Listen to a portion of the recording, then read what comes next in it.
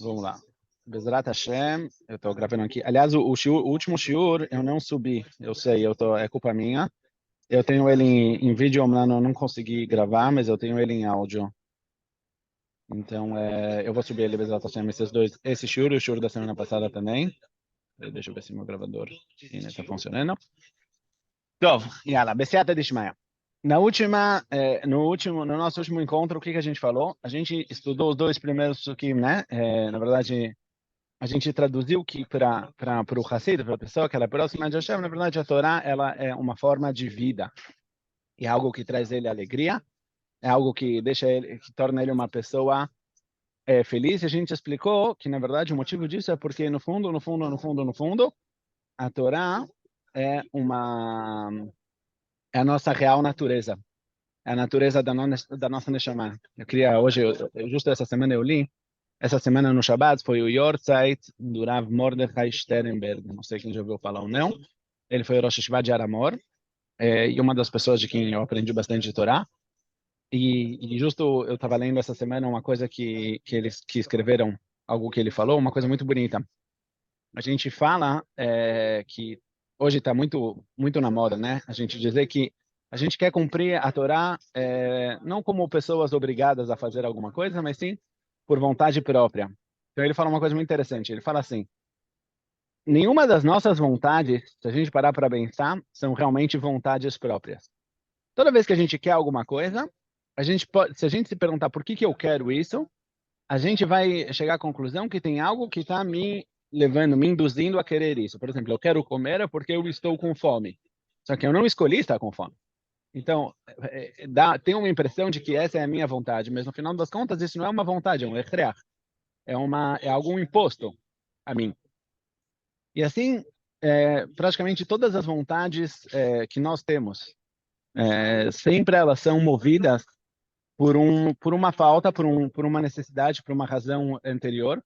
E essa razão anterior, na verdade, ela nos obriga a querer, ou impõe a gente essa vontade que a gente acha que está sendo uma vontade nossa. Então, no final das contas, será que o ser humano não tem vontade própria? Tudo é imposto? Tchuvá? Não. Existe uma vontade que existe dentro do ser humano que ela é uma vontade independente, ela não é uma vontade 100% livre. E essa é a vontade da Neshama. Assim como Hashem, quando ele quer alguma coisa, ele não quer isso porque está faltando, porque tem algo que impõe a ele. E sim porque é isso que ele quer. Ele quer ser bom e ele quer fazer o bem a todos. Esse mesmo tipo de vontade existe também dentro da nossa Neshama. Então, se a gente quer realmente se conectar à nossa vontade mais interior, mais primária, a gente tem que procurar qual é a vontade da nossa Neshama. Aí, quando eu li isso, eu lembrei bastante do nosso shiur, do que a gente falou nas últimas semanas, que, no final das contas, a pessoa que ela sobe nessas malot, ele sobe nesses degraus, e ele chega no nível do Hassid, ele consegue revelar essa luz, e você vê como isso, na verdade, se expande para todos os aspectos da vida dele. Hoje a gente vai, Bezerrat Hashem, tem algum comentário? Tô. Eu falei no final do shiur passado, que eu estava do Rav Zuckerman. Quando não perguntam, de duas uma. Ou todo mundo já sabe o que eu estou falando e eu não preciso falar, ou que ninguém entendeu o que eu estou falando e também não tem para que falar. Então eu vou sim pedir. Vamos lá. É, o terceiro passuco do primeiro capítulo do Teilim, na verdade, o terceiro e o quarto. Vamos ler o 3 e o 4 juntos. Eu vou voltar lá no Perek próprio. O terceiro e o quarto psukim, eles, na verdade, expressam qual é a expectativa da vida de um tzadik e de um rachá. Eu sei que ser tzadik é uma coisa boa. Eu também já aprendi que ser tzadik traz à pessoa felicidade. Mas nesses próximos dois psukim a gente vai ver que a expectativa... Dá para escutar? Tem gente estudando aqui do lado, então... nesse terceiro e quarto psukim a gente vai ver que existe também uma expectativa de que o tzadik ele seja uma pessoa bem-sucedida. Não só uma pessoa feliz internamente, mas sim a pessoa que tem sucesso na vida. A pessoa que ele é um mutzlach. A gente lembra, não lembro mais onde eu falei, então se eu já falei, me parem. Mas que no final da Megilat Esther a gente fala sobre Baruch, a gente termina com Baruch, Mordecai e Arur Haman, né? Que bendito é Mordecai e maldito é Haman.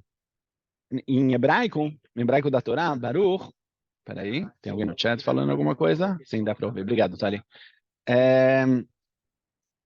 Em hebraico, Baruch e Arur não é bendito e maldito como a gente entende normalmente na conotação comum, e sim uma pessoa bem-sucedida. Baruch é uma pessoa que ela tem sucesso, que ela prospera. E maldito é um cara que em Yiddish se diz shlemazli. Tudo que ele faz dá errado. E quem presta atenção na história de Purim é exatamente esse o ponto. No final das contas, Haman, que era o cara que tinha tudo para dar certo, todos os planos dele se viram contra ele, e Mordecai, ele se torna uma pessoa bem-sucedida. E assim também nos nossos psukim. Vamos ler. Pasuk Gimel e Pasuk Daled. Vehaya, esse tzadik que a gente falou, né? O cara que anda nos caminhos de Hashem. Que é shatul al palgei maim, como uma árvore que ela está plantada num riacho de água, ou seja, vamos traduzir também conceitualmente, ele tem uma fonte constante de energia, uma fonte constante de vida. Ele está sempre conectado com o que dá ele a vida. Asher pirio iten beito, que as suas frutas ele dá na hora certa, ele traz ao mundo essas frutas. Ve'aleu lo ibol, as suas folhas não caem, folhas normalmente na árvore. Qual a função das folhas? As folhas têm duas funções, né? Uma função é frente à árvore e uma função frente às frutas. Frente à árvore, as folhas fazem fotossíntese. Elas servem como a forma da árvore respirar. Mas frente às frutas, a folha ela tem a função de proteger a fruta. Eu acho que nesse caso aqui, o sentido veleu loibol é que ele está sempre protegido. Ele nunca está exposto. Vechol asher yasei yatzliach. Tudo o que ele faz, dá certo. A gente tem isso em alguns lugares no Tanakh, essa expressão sobre tzadikim. Por exemplo, Yosef. Né? Yosef, que era o Yosef HaTzadik, uma das características dele é que ele é Ish Matzliach. Tudo que ele faz, dá certo. Isso é por um lado. Por outro lado, Lochen HaReshaim. Os Reshaim não são assim. Kim Kamot Asher Tiddefenu Ruach. Eles são como uma palha que o vento leva. Quem presta atenção, essa expressão de uma palha que o vento leva é uma expressão que ela se repete bastante no Teilim com relação aos Reshaim. Inclusive, tem gente que costuma falar no final da Tefilá, nos psukim que falam lá no final da Tefilá, no Elokai Netzor. Então, todas as pessoas que querem o meu mal, estrague os planos deles e que eles não consigam fazer o que eles querem. Viu kamot lifnei ruach, e que sejam como a palha que o vento leva. Ou seja, algo que agora parece que está aqui, mas em breve a gente vai ver que eles não têm não tem consistência. Parece que isso está dando certo, parece que isso é algo real, algo forte, mas no final das contas, isso não vai se manter. Agora, então, essa visão que David Amelech põe para a gente agora, da expectativa, o que eu espero da minha vida como tzadik, ou da vida de Am Yisrael, quando Am Yisrael vive da forma que ele precisa viver. Tem dois pontos aqui que a gente precisa esclarecer. O primeiro ponto que a gente precisa esclarecer é quem falou, quer dizer, por que essa é a expectativa? Talvez a expectativa é você vai ser tzadik, você vai inclusive fazer, se sacrificar a sua vida pelo um bem maior, não? Que a gente está muito acostumado e com certeza é alguma coisa muito importante e altruísta. E você, no final das contas, apesar de que você está abrindo mão de muitos confortos e de muito sucesso, no final das contas, você está fazendo a coisa certa. Mas, de repente, não é essa a visão que David Amelech põe para a gente. Ele fala, não, você vai ser uma pessoa bem-sucedida. Você vai ser uma pessoa que vai ter sucesso. Sim, Isso é uma coisa que a gente precisa esclarecer. Quem falou? Quem disse? Por que tem que ser assim? E a segunda coisa que a gente precisa esclarecer é o que a gente vê com os olhos. Então, você já falou para mim que a pessoa que ele anda junto com a Hashem, ele também é uma pessoa bem-sucedida. Então, por que quando eu olho aqui em volta, eu não percebo isso?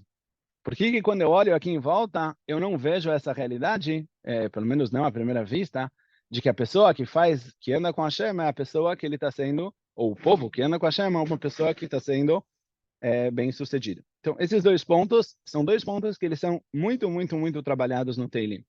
Essas duas perguntas, tanto o sucesso dos Reshaim e o fracasso dos tzadikim, quanto a pergunta, uma das perguntas talvez mais famosas da história, que é a pergunta do tzadik, veralo verashav vetovlo. Um tzadik, ele acontece a ele coisas ruins, ou como se diz, por que coisas ruins acontecem a pessoas boas e coisas boas acontecem a pessoas ruins? Antes da gente entrar nesse ponto, eu me lembrei agora também uma frase que eu gosto bastante, do rabino Jonathan Sachs.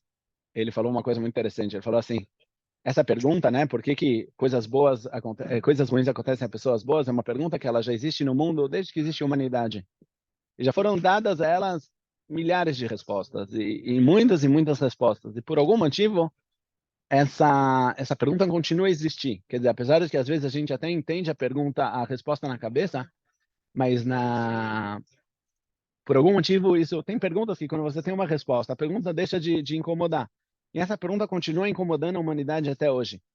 Ele fala que o motivo que Hashem fez isso dessa forma é para que a gente nunca se conforme com o mal. Porque se a gente tivesse uma resposta que conformasse a gente poderia achar que tá bom, então tem espaço ao mal no mundo. Tem espaço à maldade, tem espaço aos crimes, tem espaço ao terrorismo, tem espaço ao... Então Hashem fez com que, indiferente da resposta que a gente for dar, e que ela até faça sentido na nossa cabeça, no final das contas ela não vai conformar a gente para a gente continuar lutando. Mas vamos começar então do primeiro ponto. O primeiro ponto é o ponto exatamente da visão básica, da expectativa básica, a gente pode falar assim. Qual a expectativa básica do tzadik? Que ele tenha sucesso. Antes de eu continuar, parar um minuto, alguém tem alguma pergunta, alguma coisa a dizer? Alguma coisa não está clara? Eu queria só adicionar, tipo, às vezes os tzadikim têm muitas meniot, tipo, muitas coisas que atrapalham eles a... Não é que ele fracassou, tipo, ele quer fazer as coisas e dão errado. Nahon. É, Nahon. tipo fracasso, Você eu não sei adiciona isso bem. como pergunta, como afirmação, como? Uma pergunta também, porque às vezes, por exemplo, eu vi do Rav Eliel Bortman que ele falou que aquela história da Yeshiva de Kutia, que quando tinham muitas meniotas e não estava dando nada certo, aí o Rav falou, agora eu já sei que tem que construir essa Yeshiva aqui, porque está tendo tanta luta, quer dizer que é a coisa certa. E é fé. Tá bom. Então você já está, na verdade, mamash entrando nas respostas por que existem meniot, mas é verdade, existe também esse aspecto, ou seja, também uma certa frustração. Não sei se a gente vai conseguir tratar de todos os assuntos hoje, mas existe uma frustração de que por que eu quero ser bom, por que eu quero fazer a coisa certa e eu não consigo? Seja que eu não consigo porque eu não tenho a possibilidade física, material, ou seja que eu não consigo porque eu não consigo espiritualmente também. Muitas vezes eu tenho muito boas vontades e são realmente boas vontades. Não dá para menosprezar elas. Eu quero estudar mais Torá, eu quero rezar, eu quero ajudar alguém, eu quero fazer o que e não vai para frente. Nahon. Essa pergunta ela também está inclusa nessa pergunta de Tzadik Veralo. Eu vou vamos começar a entender isso de novo, voltando sempre ao ponto de pontos que são repetidos bastante no Teilim. Na verdade, a base dessa visão é que a fonte da verdade, a fonte do bem, a fonte do que é correto, que é Hashem, é o mesmo que criou a vida. É o mesmo que criou esse mundo. É a mesma fonte da vida. Ou seja, a gente, muitas vezes na nossa cabeça, a gente faz uma separação. Existe o bom, existe o correto, que nem a gente falou, existe fazer a coisa certa, e existe ser bem-sucedido. Vocês querem um bom exemplo para isso? Na paraxá que a gente leu, Yaakov Avinu chega em Haran, não? Yaakov Avinu ele chega lá, e aí a Torá conta que quando ele chega na cidade de Lavan, ele está fugindo da terra de Israel porque o irmão dele quer matar ele. Ele vai para a casa do tio dele em Haran, e ele chega lá e a Torá conta para a gente que ele chega no poço da cidade. O poço da cidade ficava sempre do lado de fora da cidade, era o ponto de encontro. Quando você queria saber o que estava acontecendo, você ia para lá. E de repente ele vê uma uma pedra muito grande que está colocada em cima do poço e todos os pastores em volta do poço sem fazer nada. E ele se pergunta, ele fala para eles, por que vocês não estão tocando a vida? Como vocês estão aqui perdendo tempo na verdade, desperdiçando? Talvez vocês estão sendo pagos também. E eles respondem para ele, eu já estou não na linguagem dos psukim, mas já explicando, eles respondem para ele, olha, sabe por que tem aqui essa pedra muito grande? Eu sei que você agora chegou 14 anos da Yeshiva, e lá o mundo era tudo um mar de rosas. Mas tem aqui uma pedra muito grande, porque se essa pedra não tiver aqui, então vai vir alguém, e ele vai se aproveitar do fato de que ele chegou primeiro, e não vai deixar água para todos os outros, ele vai roubar a água de todos os outros. Então, nós fomos obrigados a criar um sistema que impede de que alguém se aproveite e tome vantagem das outras pessoas, e mesmo que isso tenha um preço, que a gente tem que ficar aqui esperando até todo mundo chegar. Conta a Torá que quando Yaakov ele vê Rachel chegando com o rebanho de Lavan, do tio dele, ele imediatamente sozinho tira a pedra. A explicação mais profunda disso é a seguinte. Yaakov, quando ele olha para Rachel, ele olha para o rebanho de Lavan, ele olha, na verdade, para as coisas, para os elementos de onde ele vai construir a casa dele e o povo de Israel. Seja a família dele, seja o patrimônio dele. E Yaakov, ele fala, ele tem aqui uma amirá, ele tem aqui um dito muito forte. Ele fala, eu vou mudar a ordem mundial. Eu vou criar uma realidade onde sim, não vão mais existir o mundo prático, o mundo dos negócios vai ser um mundo onde eu não vou precisar ter medo de que alguém vai se aproveitar de mim. E essa é a função de Am Yisrael. A função de Am Yisrael não é só trazer espiritualidade ao mundo. Espiritualidade ao mundo é ótimo, é lindo, mas eu quero que essa espiritualidade, na verdade, ela preencha todas as dimensões da realidade. Até os lugares mais distantes, ou talvez menos idealistas na nossa visão, como o dinheiro, por exemplo. Então, isso eu acho que é diretamente ligado com o que a gente está falando aqui. A pessoa que ela enxerga, que nem a gente falou no Teilim inteiro, ele vê o mundo como o mundo de Akadosh Baruch Hu, ele vê o mundo como o mundo de Hashem, então, automaticamente, a expectativa dele é de que quem vive perto de Hashem, ele vai ser uma pessoa bem-sucedida. O mundo vai responder a ele. Ele vai ser a pessoa que, no final das contas, vai ter sucesso. E isso tem alguns pontos que eu quero aqui apontar. O primeiro ponto, tem que estar claro até agora? Tá bom. Eu vou tomar um quem cala consente, não sei. Um ponto que eu quero fazer agora, que eu quero expressar, que eu quero que a gente estude juntos, é como se enxerga a criação. Na verdade, uma das coisas que é muito presente no livro do Teilim é que David HaMelech ele enxerga o mundo e todo o bem que existe no mundo como uma ação divina, como, na verdade, expressões da bondade de Hashem. Quando ele escuta um passarinho cantando de manhã, ele não só escuta o passarinho, ele escuta o bem de Hashem que está sendo revelado através desse passarinho, que está sendo expressado através desse passarinho. Quando ele vê uma flor crescendo, quando ele vê também quando ele vê, por exemplo, uma tempestade, ele escuta a bravura divina. Todo mundo, toda a natureza, todo o ser são expressões da vontade de Hashem e das midot de Hashem, da forma de como Hashem se relaciona ao homem. E assim a gente, por exemplo, tem eu vou ler agora, vamos ler juntos no Telim, Kuvdalet. Kuvdalet é o 104, é o pere que a gente fala no Rosh Chodesh, justamente no Rosh Chodesh, onde a gente tem uma renovação, né? Onde a lua nasce de novo e talvez o ciclo ele se repete. E aí a gente fala lá, Marabu Maseh Hashem, Kulam Bechokma Asita. O Perek inteiro lá, o capítulo inteiro, ele está expressando, na verdade, essa ideia de que ele descreve de forma muito gráfica, muito colorida, a beleza que tem na criação. E ele fala, olha como são grandes as suas ações, Hashem, Kulam Bechokma Asita, todos feitos com sabedoria.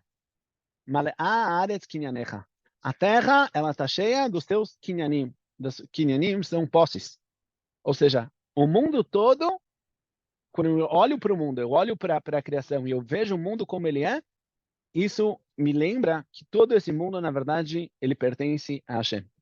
Todo esse mundo, na verdade, ele só existe por causa da vontade divina. Essa visão de enxergar Hashem através da criação e do bem que existe na criação, é uma coisa muito básica. Aliás, ela parte de um ponto ainda mais básico, que é a capacidade de se impressionar. Isso hoje em dia está um pouco mais fora de moda, né? Hoje a gente já não perdeu um pouco a possibilidade de enxergar em volta e deixar que a gente tem tantas informações correndo e tantos barulhos, tantos ruídos e tantas cores e tantas luzes que a gente já não tem tanta capacidade de interiorizar e de se impressionar com uma flor crescendo, ou com um passarinho cantando, ou com uma vista. Ainda existem pessoas assim, mas nós também temos, é um músculo que a gente precisa trabalhar. A capacidade de respirar fundo e deixar isso agir em nós. Mas a pessoa, a gente vê, por exemplo, na nossa tefilá. A tefilá, todo o psuquei de Zimra, né? Que são os prakim de Teilim, que a gente lê como introdução à reza. Ou seja, introdução ao nosso encontro com Hashem. É isso que a gente está fazendo na tefilá. Na tefilá nós estamos nos encontrando com Deus. Então, para a gente chegar nesse ponto, para a gente entrar nessa esfera, para a gente entrar nesse estado mental, a gente começa olhando em volta. Começa de Birkot HaShachar, que a gente olha o nosso próprio corpo, a gente olha a bondade e a grandeza de Hashem, que se revela no fato de que a gente acordou de manhã, se expande mais quando a gente olha em Psuquei de Zimra, a gente fala sobre a natureza, depois nas Brachot do Kriyat Shema, a gente fala sobre os astros e os grandes sistemas do mundo. Por último, a gente fala sobre a Torá, e aí a gente está pronto para entrar e se encontrar com Hashem. Mas essa visão na verdade, quando eu enxergo o mundo, eu enxergo Hashem falando comigo. Aliás, isso também não é só do ponto de vista da natureza, mas também é do ponto de vista da história. Uma pessoa que vive dessa forma, que ele vive com Hashem, ele enxerga, eu não lembro se a gente viu isso ou não, mas se não a gente vê agora. Ele enxerga eu não trouxe isso nas folhinhas? Não trouxe isso nas folhinhas. Não, não dá. Ele enxerga também a história, ele enxerga os acontecimentos que acontecem com a gente também como revelações divinas. Isso é uma coisa muito importante, talvez até mais central e mais importante do que talvez a própria visão da natureza. Porque quando a gente enxerga Hashem como quem guia a história, a gente também começa a entender os processos de como Hashem para onde Hashem está levando o mundo, o objetivo de toda a criação. Por exemplo, vou dar um exemplo, eu vou ver se eu abro aqui depois para vocês verem também. Mas um dos prakim que aparecem no Teilim é um pere que ele conta a história de Yosef Atzadik. Ele conta a história, sabe, todo mundo conhece, Yosef foi vendido pelos irmãos, e ele chega no Egito, ele passa por todo tipo de problemas, até que ele vira vice-rei, e ele consegue, na verdade, sustentar todos os irmãos e ser uma fonte de vida para todos. Quem lê essa história na Torá, entende que, na verdade, no final das contas, dá para ver que tudo estava servindo um objetivo maior. Mas era talvez melhor que todo esse episódio não acontecesse. Esse episódio parece ser uma consequência, um resultado de um monte de ações que talvez a gente preferiria que elas não acontecessem. Mas quando o David Amelech ele descreve isso, e, né, eu tenho aqui, eu vou fazer um share para vocês. Espera aí. Tá aqui. Desculpa. Aí ele fala diferente, ele fala, né, Sarita tá entrando, peraí, deixa eu admitir ela, um minuto, muita coisa. Ele fala, Shalach lifneem ish leven nimkar Yosef, lá em cima na tela. Shalach lifneem ish, Hashem já mandou na frente deles uma pessoa, leven nimkar Yosef. Ou seja, David Amelech, ele já traduz a história, ele já traduz os acontecimentos como uma ação divina. E eu acho que esse ponto é um ponto que ele é muito, muito, muito, muito central na fase que a gente vive hoje. A gente pode ler a história, a gente pode ler os acontecimentos de várias formas. A gente pode acabar traduzindo, né, e interpretando a realidade que a gente vive, seja qual for. Tá? Mas eu falo da nossa, em específico, da guerra que a gente está passando, ou da fase dentro da guerra que a gente está nesse intervalo. A gente pode sempre traduzir isso baseado em alguma opinião política ou alguma coluna no jornal, que ela vai te explicar exatamente quais são os interesses políticos de cada lado e por que cada uma dessas pessoas está exatamente fazendo isso dessa forma. E no final das contas, nós somos todos aqui. Aliás, essa é uma visão cética que foi criada nos últimos anos, e talvez dar um shiur sobre isso também uma vez, de que o mundo ele é todo uma base de interesses. Tudo a única coisa que move as pessoas nas suas decisões é um interesse, às vezes, parece para a gente até egoísta. Isso não é verdade, mas isso já tem a ver não com o bom do mundo de Hashem, e sim com a crença no bom dos seres humanos e das pessoas. Mas não é o nosso assunto agora. Mas a pessoa que ela enxerga a realidade com emuná, a pessoa que ela enxerga a realidade da forma correta, um dos grandes exercícios que ele precisa fazer é exatamente procurar as pegadas de Hashem dentro da história. Ou seja, tentar enxergar os acontecimentos como parte desse processo enorme que começou talvez na saída do Egito com a criação de Am Israel, e hoje a gente está voltando à nossa terra e nos reconstruindo, e tentar entender isso no contexto correto. Isso é a forma de como o tzadik ele enxerga o mundo, né? Sarita, você que chegou agora, a gente tá no shiur passado, nos últimos 2 shurim, a gente falou bastante sobre da sensação interna da pessoa frente à Torá e a mitzvot e a alegria que isso traz a ele. Agora a gente está expressando, na verdade, que essa pessoa ela não só enxerga isso dentro dele, mas ele também assim enxerga a realidade, seja na natureza, seja na história. E aí, automaticamente, a expectativa dele do mundo, do que tem que acontecer com o tzadik, é exatamente que nem a gente leu no pastor. É de que, se esse é o mundo e essa é a história, no final das contas, é isso que tem que acontecer. O bem tem que vencer o mal. E a ponto de que, eu vou ler para vocês, não sei quem prestou atenção, mas eu quero ler alguns sukim na Torá, em Sefer Dvarim, e depois, no Perek Kuf Mendaled, 144 do Teilim, que lá David HaMelech, ele tem mamash uma visão, uma foto muito, muito clara do que ele espera que aconteça com a Israel no final das contas. Mas vamos começar mostrando isso onde isso aparece na Torá. Em Dvarim, a Torá fala o seguinte: Vaitzavenu Hashem lasot et kol hachukim haele, eu vou botar em cinza. Hashem nos ordenou a fazer todas essas leis, ou seja, todas as mitzvot, lirá et Hashem, Elokeinu, e de temer Hashem. Temer, de novo, não dá para explicar todos os conceitos agora, mas irat Hashem é entender a distância que tem entre a visão humana e a visão divina. Mas para que tudo isso existe? Letov lanu kol hayamim ulechayotenu kayom hazeh. Para que seja isso bom para a gente e para que isso nos dê vida como até os dias de hoje. Quando a gente vem, esse pastor, aliás, do que ele está falando, não sei se alguém lembra, ele é a resposta que aparece na Torá, nos psukim, para a pergunta do filho Chacham. Lembram que na Haggadah de Pesach nós temos 4 filhos? E cada um dos filhos ele tem um questionamento. E o primeiro dos filhos é o filho Chacham, é o filho inteligente, que ele pergunta: quais são as leis e as mitzvot? A pergunta lá, não é o qual, e sim por quê? Qual é o sentido disso tudo? Qual é a razão por detrás disso tudo? E o pai, na Torá, em Parashat Vayetchanan, quando o pai responde, essa é a resposta que ele dá. Ele fala: olha, eu não sei te explicar cada uma das mitzvot, talvez, para que ela serve e o que ela constrói em nós. Mas uma coisa eu sei, que elas vêm fazer para a gente o bem. Letov lanu kol hayamim. É mamash assim, isso é uma das coisas muito básicas que a gente tem que desenvolver também. E no Teilim isso aparece bastante. Ou mais um pasuk, vamos ler. Re'a noten lifnechem hayom beracha uklala. Não, esse pasuk eu queria o pasuk aqui de baixo. Re'a natati lefanecha hayom. Olhem, estou dando frente a vocês hoje. Isso é no final da Torá, quando Moshe Rabbeinu, ele resume tudo.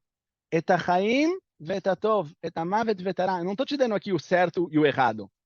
O correto e o incorreto. Eu estou te dando a vida e o bom, a morte e o mal. Esses são conceitos muito palpáveis, muito quase materiais, quer dizer, muito claros. E assim que a gente tem que escolher, e assim que a gente tem que enxergar a nossa relação com a Hashem. Vamos ler também como David HaMelech, no 144, olhem, impressionante essa descrição. Ele fala assim: Asher baneinu kenitim megudalim. Nossos filhos são como mudas que elas estão crescendo, que estão floreando. Binureihem megudalim binureihem, que desde a juventude deles eles estão crescendo. Baneinu bnoteinu kezaviot mechutavot.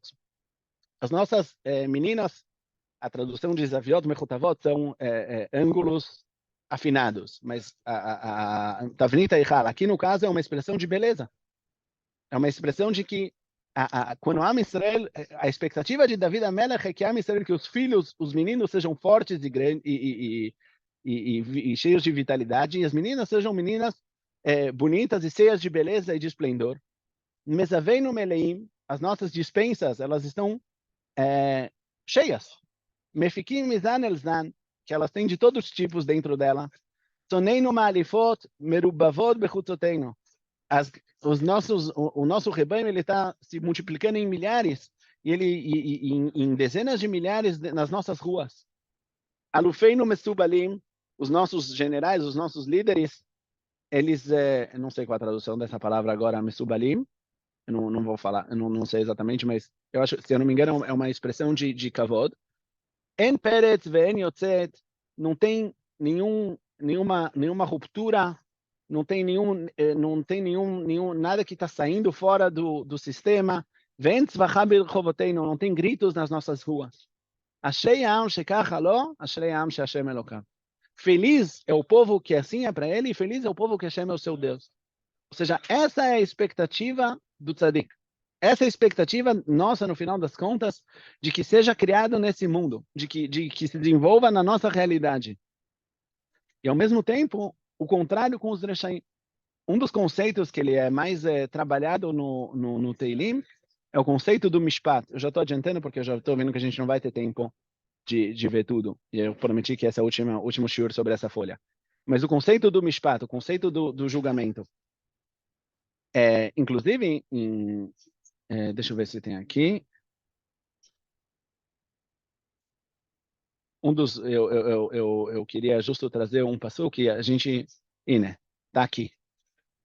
Ismechu hashamayim vetagel haaretz. Os céus vão ficar alegres e a terra vai comemorar. Ir'am hayom umlo. O mar e todo o que se preenche, ele vai... Ir'am. Ir'am é como... Qual a tradução? A tradução eles estão louvando, eles estão como eles estão saudando que a saudação do mar e de tudo que preenche nele. E a louça deve rolar se alegre os campos e tudo que tem nos campos. Todas as árvores das florestas vão dançar. Quer dizer, tem aqui um evento muito, muito, muito alegre que toda a natureza está comemorando. Qual é o evento muito alegre que toda a natureza está comemorando? Lifnei Hashem Kivá, Hashem está vindo, Kivá Lishpot Haaretz, ele está vindo julgar a terra. Agora, vamos parar um minuto e pensar. O julgamento de Hashem é uma coisa boa ou uma coisa que dá medo? É uma coisa que a gente comemora? Em Rosh Hashanah, a gente tem bastante medo desse julgamento, porque a gente sabe que quando Hashem vem fazer justiça, então a pergunta é se a gente condiz com essa justiça ou não. Então, de onde vem toda essa alegria da natureza com a justiça divina? Sabe o quê? Antes de eu responder, respondam vocês. De onde vem? De onde vem essa alegria toda? Quer dizer, o que vocês estão comemorando? Por que está todo mundo muito feliz? Talvez seria melhor que não tivesse essa justiça. Matem Omrim. Eu tenho pergunta, mas não com relação a isso, com relação a... Então deixa eu terminar esse ponto e depois você pergunta. A resposta para isso é a seguinte: a justiça ela é imprescindível. A justiça ela vem dizer que esse mundo aqui não é um mundo stam.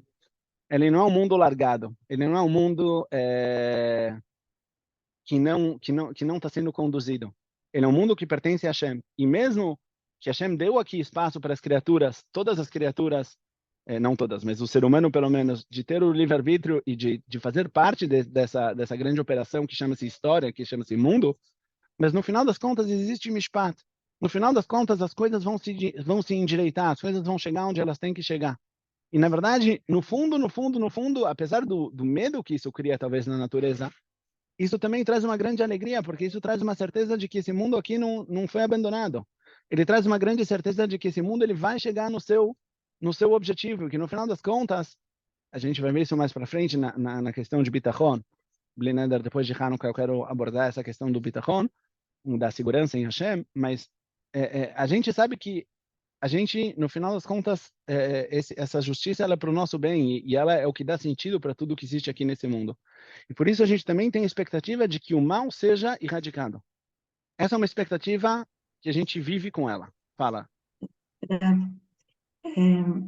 isso não tem a ver também com o fato da gente aceitar que tudo que a Hashem manda é pro bem? Quer dizer, Sim, se eu sim. sei que ele vai estar me julgando, em Rosh Hashanah, e de certa forma a gente tem que aceitar o que ele achou por justo julgar, não é fácil o que eu tô, tá? Eu tô falando do que a gente aprende. Eu não sei se eu consigo falar isso da minha vida, mas a gente a gente tem que aceitar que esse é o bem, que a Hashem sabe o que é o bem para a gente. Então, na verdade, em Rosh Hashanah, a gente sim tem que estar alegres, porque é um momento de julgamento, mas porque a gente tem que ter essa visão de que é o julgamento para o nosso melhor, para o nosso bem.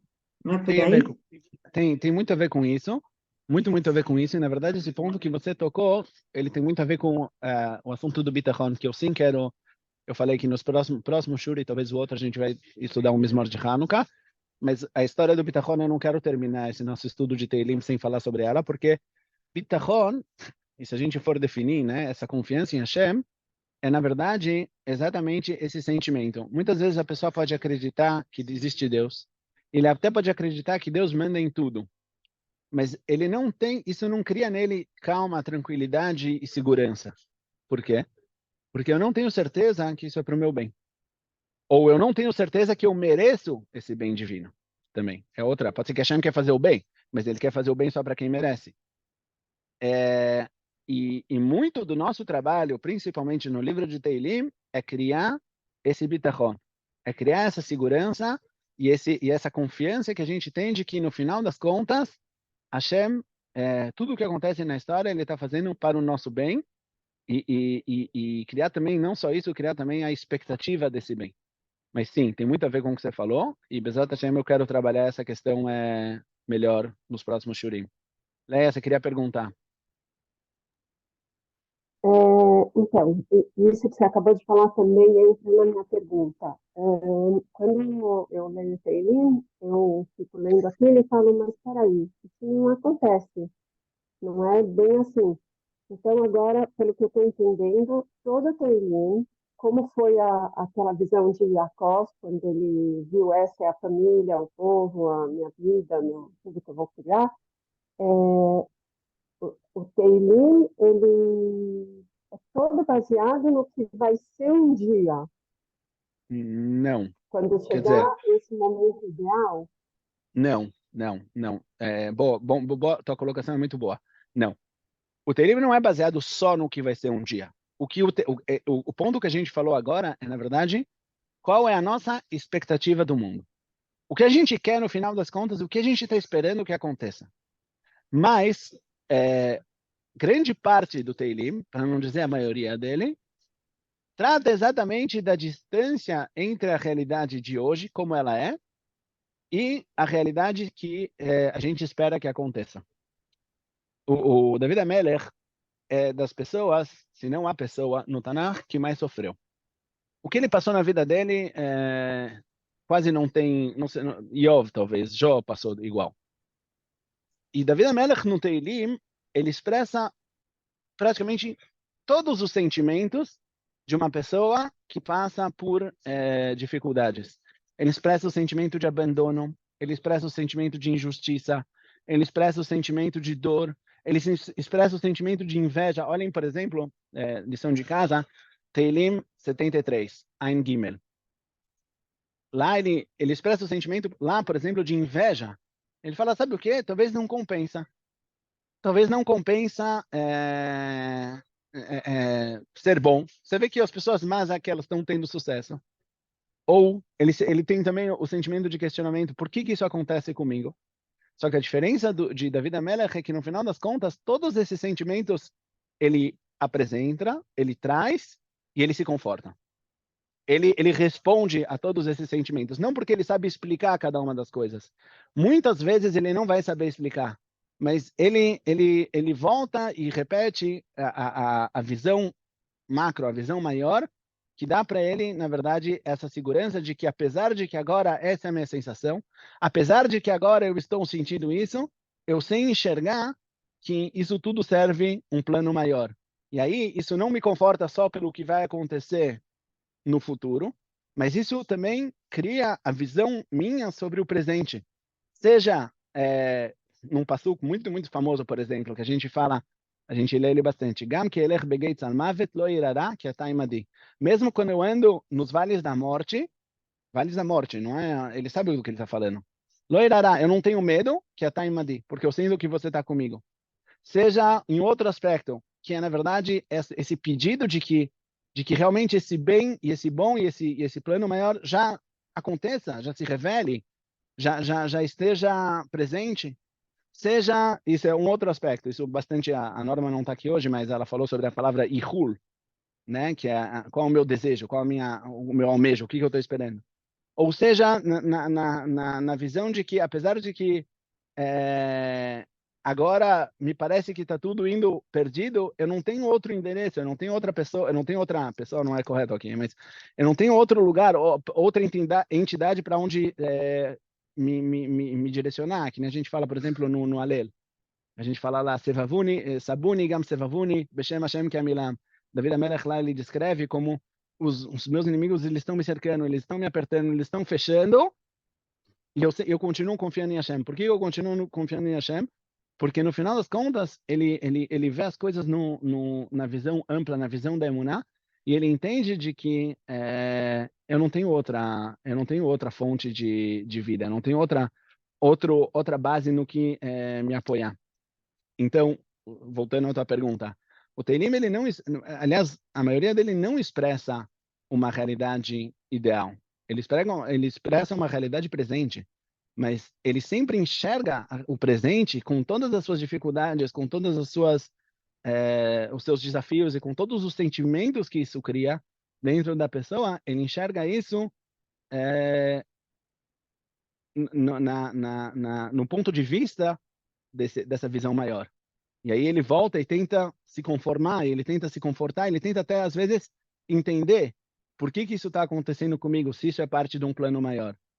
Peguem no Teilim 2, que é o próximo pé desse daqui. Ele começa com uma pergunta, não? Ele começa lá, como está escrito no Teilim 2, espera aí, tem aqui Teilim. Esse é Sidur. Você não deixou um Teilim aqui. Tem um Teilim. Lamarag Shogoim.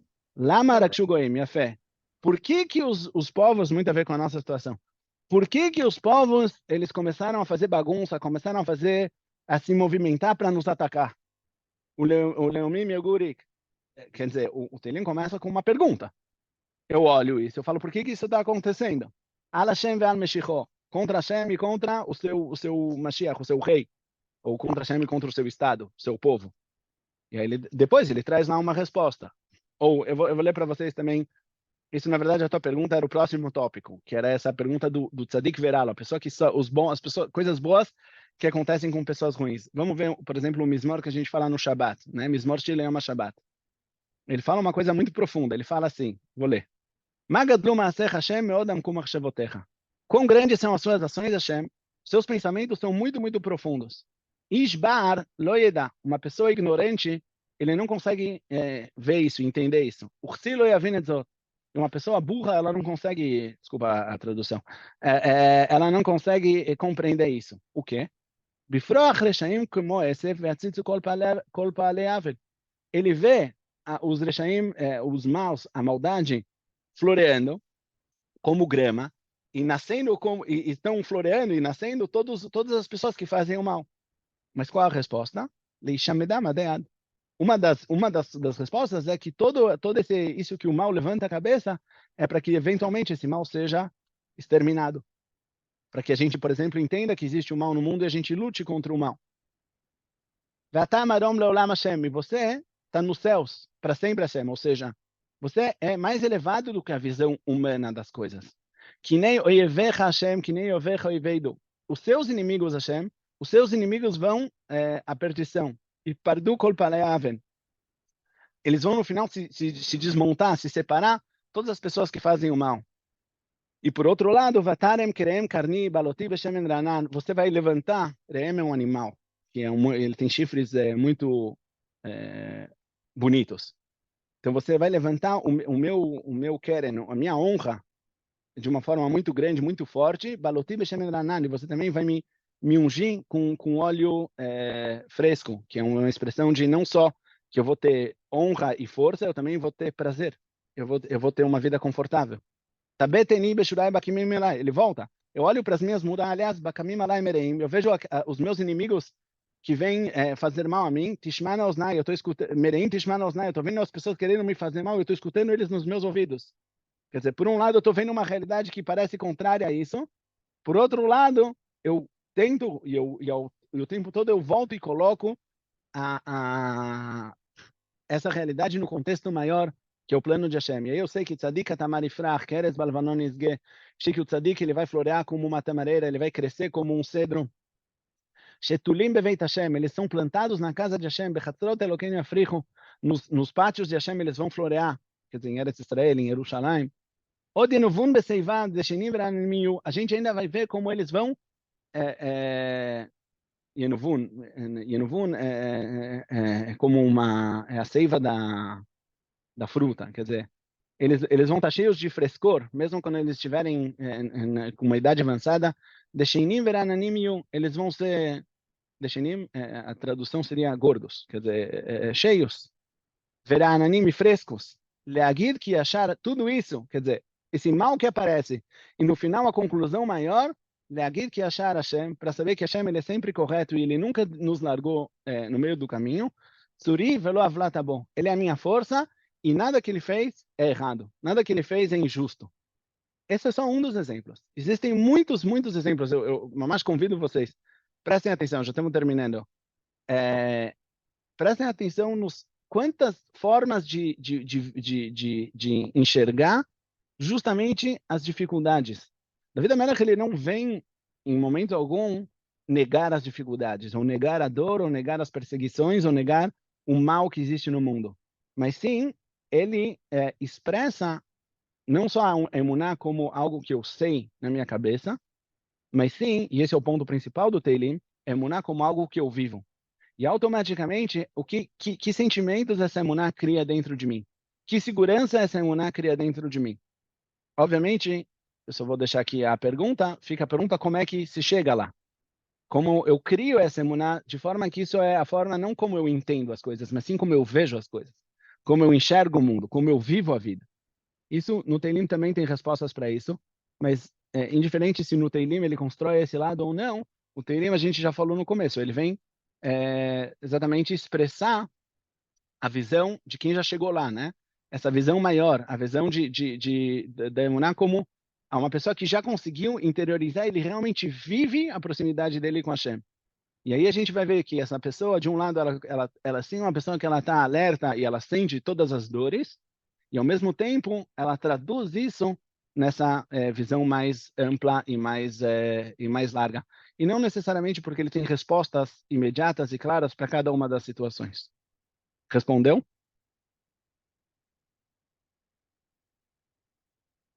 É mais fácil quando você abre o microfone. Tá.